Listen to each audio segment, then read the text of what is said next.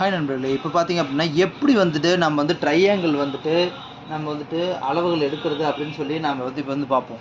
Triangle அளவுகள் வந்து எப்படி எடுக்கிறது அப்படின்னா, இங்கே பாருங்கள், இந்த சைடு கார்னர், இந்த சைடு அளவு, இந்த சைடு அளவு, இந்த சைடு அளவு, இது மூணும் சேர்ந்ததை ஒரு ட்ரையாங்கிள். இது மூணு ஏரியா கால்குலேஷன் வந்து பண்ணிங்க அப்படின்னா அதுக்கு ஒரு ஸ்கொயர் மீட்டரில் ஒரு வேல்யூ வரும், அல்லது வந்துட்டு உங்களுக்கு வந்து சென்ட்டாக கன்வெர்ட் பண்ணுற மாதிரி ஆப்ஷன் வரும். இது மூணும் ஒரு ட்ரையாங்கிள் வேல்யூ. இதனோட சென்ட் கணக்கு வந்து உங்களுக்கு வரும்.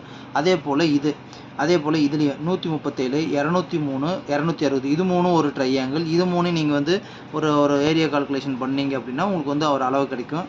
அதே போல் இது 161.6, 128.6, 203.2 இது மூணையும் கால்குலேட் பண்ணிங்கன்னா ஒரு சென்ட் அளவு கிடைக்கும். ஸோ இது எல்லாம் கூட்டும் போது உங்கள் டேபிளில், அதாவது உங்கள் டேபிளில் உங்களோட எஃப்எம்பியில் இருக்கிற அளவும் இதில் வர்ற அளவும் மேட்ச் ஆச்சு அப்படின்னா எஃப்எம்பி கரெக்டாக இருக்குதுன்னு அர்த்தம்.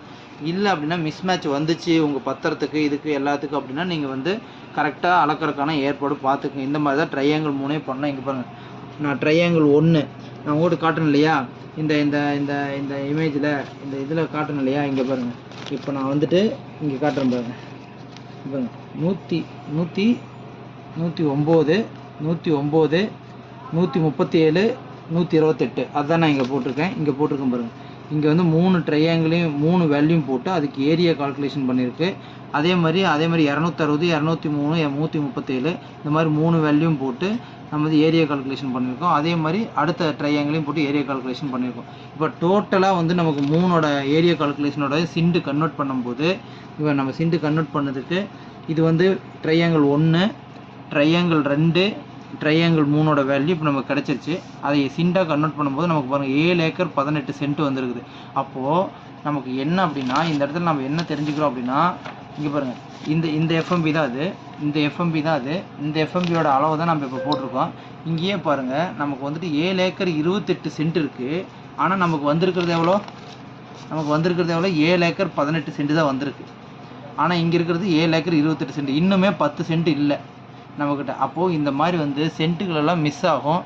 அந்த டைமில் நீங்கள் பார்த்து உஷாராக இந்த எப்போ தெரியுமா அந்த அளவுகள் அந்த 28 எடுக்க முடியும். 7 ஏக்கர் 28 எடுக்கிறதா இருந்தால் இந்த எல்லா கார்னரும் மேப் ஆகணும்.